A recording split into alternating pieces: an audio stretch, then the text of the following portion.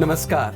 राजकारणी media waves प्रस्तुत GDP यानी ग्रोथ डेवलपमेंट पीपल इस कार्यक्रम में मैं आदेश जैन आप सभी का स्वागत करता हूं।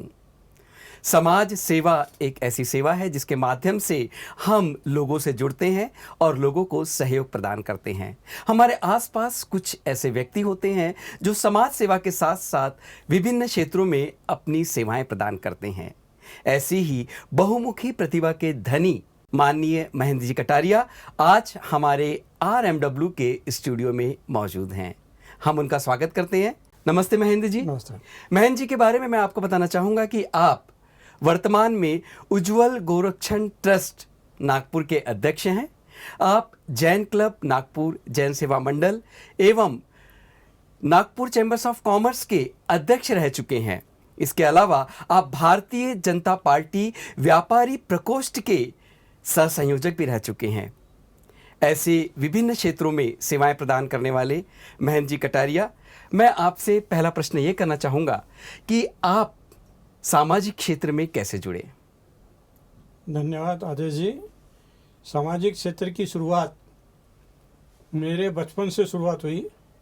मुझे अच्छे से याद है, जिस समय मेरी उम्र करीब 11 या 12 साल की रही होंगी, उस समय सर्वप्रथम हमारे नागपुर के समाज सेवी श्री प्रेमजी भाई साहा के मार्गदर्शन के अंदर में 1965 या 66-7 की बात होगी, पहला गो सेवा के लिए एक आंदोलन हुआ, गोवंश बचाओ के लिए। उस समय मैंने पहले पार्टिसिपेट किया और उस दिन उपवास किया था। ये मेरी शुरुआत थी सामाजिक क्षेत्र में। और नागपुर के, क्योंकि मेरे पिताजी समाज सेवा के अंदर में अग्रणी थे, तो उनके ही पद चिन्हों पर चल करके मैंने समाज सेवा के विभिन्न क्षेत्र के अंदर में काम किया, जिसमें खेलकूद हो, क्रीड़ा हो या सामाजिक हो, धार्मिक हो, ऐसा कोई भी क्षेत्र नहीं बचा जिसके अंदर में मैंने अपनी सेवा नहीं दी है। विशेषकर नागपुर में जितने भी धार्मिक बड़े कार्यक्रम साधु महात्मा के जो चालू यहाँ होते थे, उसमें मैंने अपनी सेवाएं जरूर दी हुई है। नागपुर का पुद्यारेश्वर राम मंदिर की शोभा यात्रा समिति का मार्ग व्यवस्था का संचालन किया है।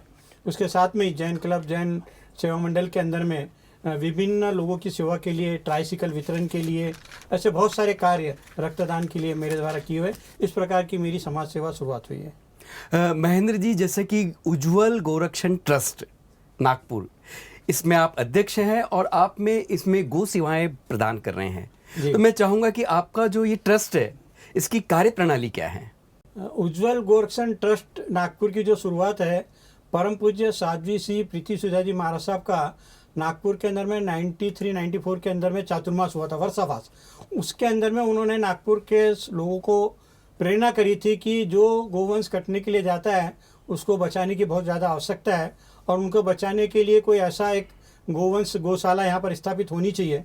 और उनकी प्रेरणा से ही जब उनका चातुर्मास समापन के ऊपर में था, उस समय जब लास्ट में वो वर्धमान नगर पधारे, और वर्धमान नगर के अंदर में उन्होंने वर्षा काल का अंतिम समय था, उस समय नागपुर में इसकी स्थापना करी। और नागपुर के गणमान्य लोगों को बुला करके, जिसमें अशोक जी गोयल, JP शर्मा और उस समय के नागपुर के जो सभी धर्म के जो व्यक्ति थे, उनको बुला करके उज्ज्वल गोरक्षण ट्रस्ट की स्थापना करी। और इस प्रकार उज्ज्वल गोरक्षण ट्रस्ट को आज 28 वर्ष पूरे कंप्लीट हो रहा है और उसकी सेवाएं चालू है। और सभी जो कत्ल खाने जो गोवंश जाता है, उनको बचाने का कार्य उज्ज्वल गोरक्षण ट्रस्ट द्वारा किया जाता है। ये तो बात हुई आपके ट्रस्ट के माध्यम से सेवा की, लेकिन यदि मैं कहूँ गौरक्षण और रोजगार, इसको आप किस नजरिए से देखते हैं? भारत कृषि प्रधान देश है। भारत की GDP जो है, जैसे आज अपना कार्यक्रम का जो नाम है GDP है, वैसे भारत की GDP जो है वो किसानों के ऊपर निर्भर है जी। यदि हमारा किसान आत्मनिर्भर बना हुआ है, तो हमारा पूरा देश का अर्थ संचालन जो है वो कृषि प्रधान देश के कारण उस पर चलता है। हमारे गोरक्षण के कारण वहाँ पर काम करने वाले कर्मचारी को रोजगार मिलता है। मतलब यदि 700 गोवंश है तो उनको रखने के लिए कम से कम 10-15 लोगों का स्टाफ हमारे को वहाँ पर चाहिए। तो ये परिवार के सहित वहाँ रहते हैं, उनको रोजगार वहाँ पर मिलता है। प्लस वहाँ से जो गोबर उत्पादन होता है, वो गोबर उत्पादन करके उसका वापस कमर्शियल यूज़ कैसे हो सकता है, तो गोबरी बनाना पड़ता है। गोबरी बनाने का उपयोग होता है, वो फिर उसको रोजगार मिलता है वहाँ पर। वो गोबरी उला करके फिर वापस वो घाट पर या किसी अन्य को, या पूजा पाठ धार्मिक कर्म कांड के कारण, यज्ञ के कारण वो गोबरी वहाँ जाती है। तो ये कमर्शियल बेस वहाँ पर तैयार हो जाता है गौ माता के लिए। प्लस यदि दूध उत्पादन होता है, तो दूध उत्पादन करने के लिए व्यक्ति उनकी सेवा करने के लिए व्यक्ति, फिर दूध का वितरण करने के लिए व्यक्ति, क्योंकि हम तो बाहर ज़्यादा वितरण करते नहीं, लेकिन जहाँ पर भी गौशाला के अंदर में यदि वितरण का कार्य भी होता है दूध का, तो एक लोगों को रोजगार की कड़ी तैयार हो जाती है। एक व्यक्ति से दूसरे व्यक्ति, दूसरे व्यक्ति से तीसरे व्यक्ति, ऐसी एक लिंक तो रोजगार की हमारे यहाँ पर बनती जाती है। दूसरी बात और कहूँ कि यदि पंचगव्य जो प्राप्त होता है गौ माता का, उसके अंदर में दूध, दही, घी, गोबर, ये जो भी है, गोमूत्र है, इन सब से कुछ न कुछ रोजगार हर व्यक्ति को मिलता है। आप साबुन बना लो, दवाएं बना लो, अगरबत्ती बना लो, धूप बत्ती बना लो, ऐसे बहुत सारे रोजगार इसके उत्पादन से नागपुर के अंदर में चल रहे हैं और बहुत सारे लोगों को इसके अंदर में रोजगार मिला हुआ है। मैं एक बात और भी कहना चाहता हूँ, नागपुर जैसे गो विज्ञान अनुसंधान केंद्र है, वहाँ तो पूरी इसके ऊपर में रिसर्च होकर के पूरे कार्य हो रहे हैं, दवाओं का बहुत सारा उत्पादन हो रहा है। हमने भी बीच के अंदर में ब्लड प्रेशर को कम करने के लिए दवाई, शुगर कम करने के लिए दवाई का उत्पादन किया था। ये हमारे भी प्रोसेस के अंदर में चलता रहता है, लेकिन रोजगार बहुत ज़्यादा गोरक्षण से मिल सकता है, गाय की सेवा से मिल सकता है, क्योंकि भारत कृषि प्रधान देश होने के कारण यदि गायों की रक्षा होगी तो हमारे को कृषि योग्य भूमि के अंदर में उत्पादन करने का चांस मिलेगा। और नेचुरल खाद, जो आज हम सब लोग कहते हैं कि भाई खाद नेचुरल होना चाहिए, पहले जो हमने यूरिया वगैरह मिलाया वो खत्म हो जाना चाहिए, यही मिलना चाहिए, तो उसके लिए ज़्यादा से ज़्यादा जरूरत है कि गोवंश की रक्षा की जाए। गोवंश की रक्षा करेंगे तो हमारे खाद मिलेंगे, और खाद मिलेंगे तो हमारा कृषि उत्पादन बढ़ेगा और ये रोजगार के साधन आगे आगे उत्पादन करेंगे करके। महेंद्र जी, ये तो बात हुई आपके ट्रस्ट के माध्यम से आप रोजगार दे रहे हैं, लेकिन यदि गौशाला और रोजगार, इसके बारे में आप हमारे दर्शकों को क्या संदेश देना चाहेंगे? हर कहीं पर भी, जहाँ पर भी गौशाला खुली है, उसके पास में जगह बहुत रहती है। जगह रहती है तो वो खाद का, कृषि का भी उत्पादन करता है, घास उगाता है, उसके अंदर में लोगों को रोजगार मिलता है।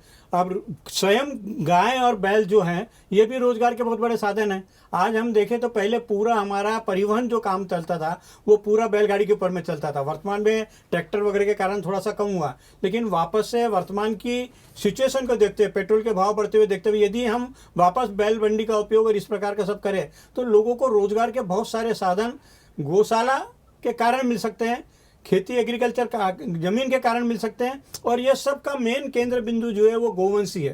गोवंश जितना ज़्यादा आपके पास में हुआ, और हम पुराने ज़माने से देखते आ रहे हैं, पहले लोगों की समृद्धि जो समझते थे वो ये कहा जाता कि अनेक उस राजा महाराजा के पास में इतना गोधन है, मतलब वो समृद्धि उसकी वो गोधन से होती थी। और गोधन की समृद्धि, इसका मतलब यह है कि गो का जो उत्पादन होता है, खाद का उत्पादन जो होता है, एग्रीकल्चर जो उत्पादन होता है, उससे रोजगार के, और पूरा भारत आज उसी पर डिपेंड है जी। रोजगार के साधन वहीं से हमको मिल रहे हैं जी। यदि हम कहें कि यदि गोवंश नहीं हो तो रोजगार मिलेगा कहाँ से?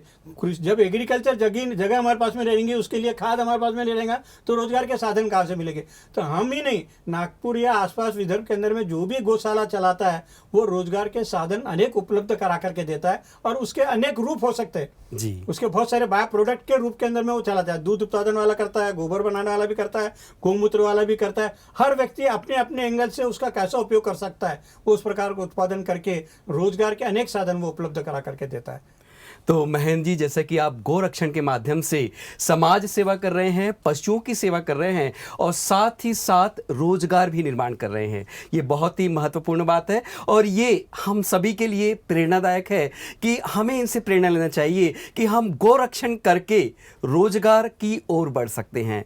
महेंद्र जी, आज आप हमारे RMW के स्टूडियो में आए और आपने हमारे दर्शकों को बहुत ही महत्वपूर्ण जानकारी दी। मैं आपका तहे दिल से शुक्रिया अदा करता आपका हूं। धन्यवाद देता हूं आदेश जी। आपने जो प्रश्न मुझे पूछे उस प्रश्नों का सही उत्तर देने की मैंने कोशिश की। आज जिस RNW के हम इस स्टूडियो में आए हैं, मैं उनसे भी यही निवेदन करना चाहूँगा, और उसके मार्फत पूरे व्यक्तियों से, पूरे समाज से ये निवेदन करना चाहूँगा कि आप गौ सेवा के कार्य के अंदर में आगे बढ़े।